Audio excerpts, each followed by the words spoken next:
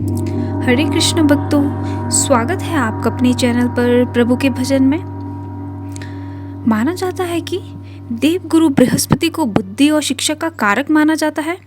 गुरुवार को बृहस्पति देव की पूजा करने से धन, विद्या, मान सम्मान, प्रतिष्ठा और कई अन्य मनोवांछित फल की प्राप्ति होती है। धार्मिक ग्रंथों के अनुसार गुरुवार को भगवान बृहस्पति की पूजा का विधान है। गुरुवार के दिन व्रत और कथा सुनने से घर परिवार में सुख समृद्धि बनी रहती है। आइए जानते हैं गुरुवार कथा के बारे में। कथा के अनुसार प्राचीन काल की बात है। किसी राज्य में एक बड़ा प्रतापी और दानी राजा राज करता था। वह हर गुरुवार को व्रत रखकर दीन दुखियों की मदद करके पुण्य प्राप्त करता था। परंतु ये बात उसकी रानी को अच्छी नहीं लगती थी। वह ना तो व्रत करती थी और ना ही दान पुण्य में विश्वास रखती थी। इतना ही नहीं, वह राजा को भी ऐसा करने से मना करती थी। एक समय की बात है, राजा शिकार खेलने के लिए वन गया। घर पर रानी और दासी थी। उसी समय गुरु बृहस्पति देव साधु का रूप धारण कर राजा के दरवाजे पर भिक्षा मांगने आए। साधु ने जब रानी से भिक्षा मांगी तो वह कहने लगी, हे साधु महाराज, मैं इस दान और पुण्य से तंग आ गई हूँ। आप कोई ऐसा उपाय बताएं जिससे कि सारा धन मेरा नष्ट हो जाए और मैं आराम से रह सकूं। इतना सुनकर बृहस्पति देव ने कहा, हे देवी, तुम बड़ी विचित्र हो। संतान और धन से कोई दुखी होता है क्या? अगर अधिक धन है तो इसे शुभ कार्य में लगाओ, कुंवारी कन्याओं का विवाह करवाओ, विद्यालय और बाग बगीचों का निर्माण कराओ, जिससे तुम्हारा दोनों लोग सुधरे। परंतु साधु की इन बातों से रानी को खुशी नहीं हुई। उसने कहा कि मुझे ऐसे धन की आवश्यकता नहीं है जिसे मैं दान दूं और जिसे संभालने में मेरा सारा समय नष्ट हो जाए। तब साधु ने कहा, अगर तुम्हारी ऐसी इच्छा है तो तुम्हें बताता हूँ, तुम वैसे ही करना। गुरुवार के दिन तुम घर को गोबर से लीपना, अपने बालों को पीली मिट्टी से धोना, राजा से हजामत बनाने को कहना, भोजन में मांस मदिरा का प्रयोग करना, कपड़े धोबी के यहाँ धुलने देना। इस प्रकार 7 बृहस्पतिवार को करने से तुम्हारा समस्त धन नष्ट हो जाएगा। इतना कहकर साधु के रूप में बृहस्पति अंतर्ध्यान हो गए। साधु के अनुसार कई बातों को पूरा करते हुए रानी को केवल 3 बृहस्पतिवार ही बीते थे। उसकी समस्त धन संपत्ति नष्ट होगी। भोजन के लिए राजा का परिवार तरसने लगा। तब एक दिन राजा ने रानी से बोला, हे रानी, तुम यहीं रहो, मैं दूसरे देश को जाता हूँ, क्योंकि यहाँ पर सभी लोग मुझे जानते हैं, इसीलिए मैं कोई छोटा कार्य नहीं कर सकता। ऐसा कहकर राजा दूसरे देश चला गया। वहाँ वह जंगल से लकड़ी काट कर लाता और शहर में बेचता। इस तरह वह अपना जीवन व्यतीत करने लगा। इधर राजा के प्रदेश जाते ही रानी और दासी दुखी रहने लगी। एक बार जब रानी और दासी को 7 दिनों तक बिना भोजन के रहना पड़ा तो रानी ने अपनी दासी से कहा, हे दासी, पास ही के नगर में मेरी बहन रहती है। वह बड़ी धनवान है, तो उसके पास जा और कुछ लेके आ, ताकि थोड़ी बहुत गुजर बसर हो जाए। दासी रानी की बहन के पास गई। उस दिन गुरुवार था और रानी की बहन उस समय बृहस्पतिवार व्रत कथा सुन रही थी। दासी ने रानी की बहन को अपनी रानी का संदेश दिया, लेकिन रानी की बड़ी बहन ने कोई उत्तर नहीं दिया। जब दासी को रानी की बहन से कोई उत्तर नहीं मिला तो वह बहुत दुखी हुई। उसे क्रोध भी आया।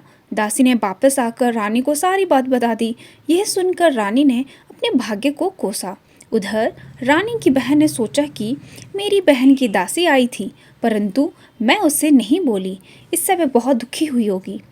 कथा सुनकर और पूजा समाप्त करके वह अपनी बहन के घर आई और कहने लगी, हे बहन, मैं बृहस्पतिवार का व्रत कर रही थी। तुम्हारी दासी मेरे घर आई थी, परंतु जब तक कथा होती है तब तक ना तो उठते हैं और ना ही बोलते हैं, इसीलिए मैं नहीं बोली। बताओ, दासी क्यों आई थी? रानी बोली, बहन, तुमसे क्या छिपाऊं, हमारे घर में खाने तक को अनाज नहीं है। ऐसे कहते कहते रानी की आंखें भर आई। उसने दासी समेत पिछले 7 दिनों से भूखे रहने की बात अपनी बहन को बता दी। रानी की बहन बोली, देखो बहन, बृहस्पति देव सबकी मनोकामनाओं को पूर्ण करते हैं। देखो, शायद तुम्हारे घर में अनाज रखा हो। पहले तो रानी को विश्वास नहीं हुआ, पर बहन के आग्रह करने पर अपने दासी को अंदर भेजा तो उसे सचमुच अनाज से भरा एक घड़ा मिला। यह देखकर दासी को बड़ी हैरानी हुई। दासी रानी से कहने लगी, हे रानी, जब हमको भोजन नहीं मिलता तो हम व्रत ही तो करते हैं, इसीलिए क्यों ना इनसे व्रत और कथा की विधि पूछ ली जाए ताकि हम भी व्रत कर सकें। तब रानी ने अपनी बहन से बृहस्पतिवार व्रत के बारे में पूछा।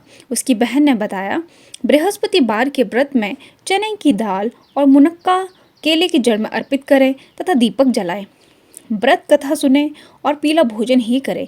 इससे बृहस्पति देव और भगवान विष्णु प्रसन्न होते हैं। व्रत और पूजा की विधि बताकर रानी की बहन अपने घर को लौट गई। 7 दिन के बाद जब गुरुवार आया तो रानी और दासी ने व्रत रखा। वह घुड़साल में जाकर चना और गुड़ लेकर आई। फिर उससे केले की जड़ तथा विष्णु भगवान की पूजा की। अब पीला भोजन की चिंता को लेकर दोनों बहुत दुखी हुए। चूंकि उन्होंने व्रत रखा था, इसीलिए बृहस्पति देव उनसे प्रसन्न थे। वह एक साधारण व्यक्ति का रूप धारण कर 2 थालों में पीला भोजन दासी को दे गए। भोजन पाकर दासी प्रसन्न हुई और फिर रानी के साथ मिलकर भोजन ग्रहण किया। उसके बाद वह सभी गुरुवार को व्रत और पूजा करने लगी। बृहस्पति देव की कृपा से उनके पास फिर से धन संपत्ति आ गई, परंतु रानी फिर से पहले की तरह आलस्य करने लगी। तब दासी बोली, देखो रानी, तुम पहले की भांति इस प्रकार आलस्य करती थी, तुम्हें धन रखने में कष्ट होता था, इसी कारण सभी धन नष्ट हो गया, और जब देव बृहस्पति देव की कृपा से धन मिला है तो तुम्हें फिर से आलस्य होने लगा। रानी को समझाते हुए दासी कहती है कि बड़ी मुसीबतों के बाद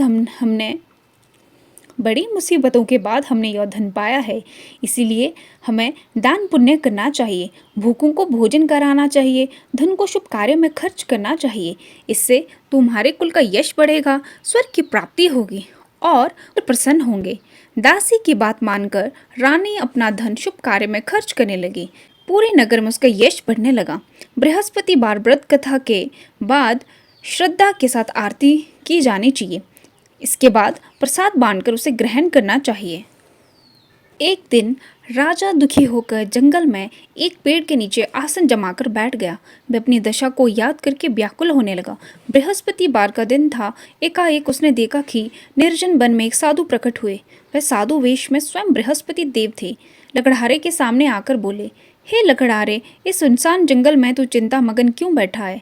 लकड़हारे ने दोनों हाथ जोड़कर प्रणाम किया और उत्तर दिया, महात्मा जी, आप सब कुछ जानते हैं, मैं क्या कहूँ? यह कहकर रोने लगा और साधु को अपनी आत्मकथा सुनाई। महात्मा जी ने कहा, तुम्हारी स्त्री ने बृहस्पति के दिन बृहस्पति भगवान का निरादर किया है, जिसके कारण रुष्ट होकर उन्होंने तुम्हारी यह दशा कर दी है। परंतु अब तुम चिंता मत करो, तुम्हारी चिंता को दूर करके मेरे कहने पर चलो तो तुम्हारे सभी कष्ट दूर हो जाएंगे और भगवान पहले से भी अधिक संपत्ति और खुशियाँ देंगे। तुम बृहस्पति के दिन कथा क्या करो, 2 पैसे की चना मुनक्का लाकर उसका प्रसाद बनाओ और शुद्ध जल से लोटे में शक्कर मिलाकर अमृत तैयार करो। कथा के पश्चात अपने सारे परिवार और सुनने वाले प्रेमियों में अमृत व प्रसाद बांटकर आप भी ग्रहण करो। ऐसे करने से भगवान तुम्हारी सभी मनोकामनाएं पूर्ण करेंगे। साधु के ऐसे वचन सुनकर लकड़हारा बोला, हे प्रभु, मुझे लकड़ी काट कर लकड़ी बेचकर इतना पैसा नहीं मिलता है जिससे भोजन के उपरांत कुछ बचा सकूं। मैंने रात्रि में अपनी स्त्री को व्याकुल देखा है, मेरे पास कुछ भी नहीं जिससे मैं उसकी खबर को मंगा सकूं। साधु ने कहा, हे लकड़हारे, तुम किसी बात की चिंता मत करो। बृहस्पति के दिन तुम रोजाना की तरह लकड़ियां लेकर शहर को जाओ। तुमको रोज से दुगना धन प्राप्त होगा, जिससे तुम भली भांति भोजन कर लोगे तथा बृहस्पति देव की पूजा का सामान भी आ जाएगा। इतना कहकर साधु अंत ध्यान हो गए। धीरे धीरे समय व्यतीत होने पर भी वही बृहस्पतिवार का दिन आया। लकड़हारा जंगल से लकड़ी काटकर किसी शहर में बेचने गया। उसे उस दिन से अधिक पैसा मिला। राजा ने चना गुड़ आदि लेकर गुरुवार का व्रत किया। उस दिन से उसके सभी क्लेश दूर हो गए, परंतु जब आया तो बृहस्पतिवार का व्रत करना भूल गया। इस कारण बृहस्पति भगवान नाराज हो गए। उस दिन उस नगर के राजा ने विशाल यज्ञ का आयोजन किया तथा शहर में यह घोषणा करा दी कि कोई भी मनुष्य अपने घर में भोजन न बनावे, न आग जलावे। समस्त जनता मेरे यहाँ भोजन करने आवे। इस आज्ञा को जो नहीं मानेगा उसे फांसी की सजा दी जाएगी। इस तरह की घोषणा संपूर्ण नगर में करवा दी गई। राजा की आज्ञा अनुसार शहर के सभी लोग भोजन करने गए, लेकिन लकड़हारा कुछ देर से पहुंचा, इसीलिए राजा उसको अपने साथ घर ले गए और ले जाकर भोजन करा रहे थे तो रानी की दृष्टि उस खूंटी पर पड़ी जिसका हार लटका हुआ था। वह वहां पर दिखाई नहीं दिया। रानी ने निश्चय किया कि मेरा हार इस मनुष्य ने चुरा लिया है। उसी समय सिपाहियों को बुलाकर उसे कारागार में डलवा दिया। जब लकड़हारा कारागार में पड़ गया और बहुत दुखी होकर विचार करने लगा कि ना जाने कौन से पूर्व जन्म के कर्म से मुझे यह दुख प्राप्त हुआ है, और उसी साधु को याद करने लगा जो कि जंगल में मिला था। उसी समय तत्काल बृहस्पति देव साधु के रूप में प्रकट हुए और उसकी दशा को देखकर कहने लगे, अरे मूर्ख, तूने बृहस्पति देव की कथा नहीं करी, इसी कारण तुझे दुख प्राप्त हुआ है। अब चिंता मत कर, बृहस्पति के दिन कारागार के दरवाजे पर 4 पैसे पड़े मिलेंगे, उनसे तू बृहस्पति देव की पूजा करना, तेरे सभी कष्ट दूर हो जाएंगे। बृहस्पति के दिन उसे 4 पैसे मिले। लकड़हारे ने कथा कही और उसी रात्रि को बृहस्पति देव ने उस नगर के राजा को स्वप्न में कहा, हे राजा, तुमने जिस आदमी को कारागार में बंद कर दिया है वह निर्दोष है, वह राजा है, उसे छोड़ देना। रानी का हार उसी खूंटी पर लटका है, अगर तू ऐसा नहीं करेगा तो मैं तेरे राज्य को नष्ट कर दूंगा। इस तरह रात्रि के स्वप्न को देखकर राजा प्रातःकाल उठा और खूंटी पर हार देकर लकड़हारे को बुलाकर क्षमा मांगी तथा लकड़हारे को योग्य सुंदर वस्त्र आभूषण देकर विदा कर दिया। बृहस्पति देव की आज्ञा अनुसार लकड़हारा अपने नगर को चल दिया। राजा अब अपने नगर के निकट पहुंचा तो उसे बड़ा आश्चर्य हुआ। नगर में पहले से अधिक बाग, बगीचे, तालाब, कुएं तथा बहुत सी धर्मशाला, मंदिर आदि बन गई थी। राजा ने पूछा कि यह किसके बाग, बगीचे और धर्मशाला है।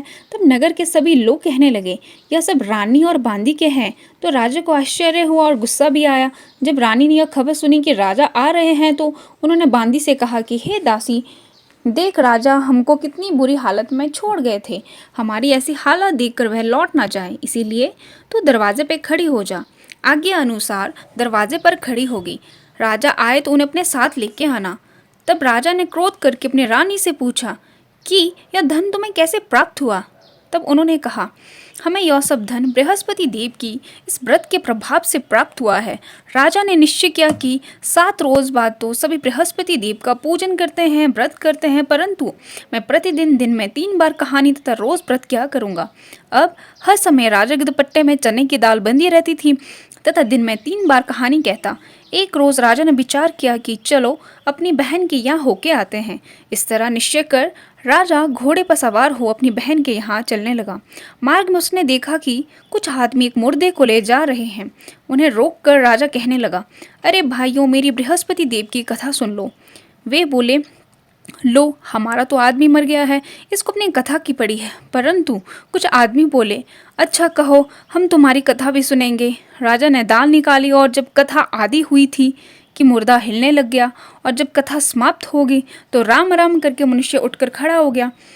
आगे मार्ग में उसे एक किसान खेत में चलता मिला। राजा ने उसे देख और उससे बोला, अरे भाई, तुम मेरी बृहस्पति बार की कथा सुन लो। किसान बोला, जब तक मैं तेरी कथा सुनूंगा तब तक तो मैं पूरे खेत को जोत लूंगा, जा अपनी कथा किसी और को सुनाना। इस तरह राजा आगे चलने लगा। राजा के हटते ही बैल पछाड़ खाकर गिर गए तथा किसान के पेट में बड़ी जोर से दर्द होने लगा। उसी समय उसकी माँ रोटी लेकर आई। उसने जब देखा तो अपने पुत्र से सब हाल पूछा और बेटे ने भी सभी हाल कह दिया। तो बुढ़िया दौड़ी दौड़ी उस घुड़सवार के पास गई और उससे बोली कि मैं तेरी कथा सुनूंगी तथा अपनी कथा मेरे खेत पर चलकर ही कहना। राजा ने बुढ़िया के खेत पर जाकर कथा कही, जिसके सुनते ही वह बैल खड़े उठ गए तथा किसान के पेट का दर्द भी बंद हो गया। राजा अपनी बहन के घर पहुंचा। बहन ने भाई की खूब मेहमानी की। दूसरे रोज प्रातःकाल राजा जागा तो वह देखने लगा कि सब लोग भोजन कर रहे हैं। राजा ने अपनी बहन से कहा, ऐसा कोई मनुष्य है जिसने भोजन नहीं किया हो? मेरी बृहस्पति बार की व्रत कथा सुन ले। बहन बोली, भैया, यह देश ऐसा ही है, पहले यहाँ के लोग भोजन करते हैं, बाद में अन्य काम।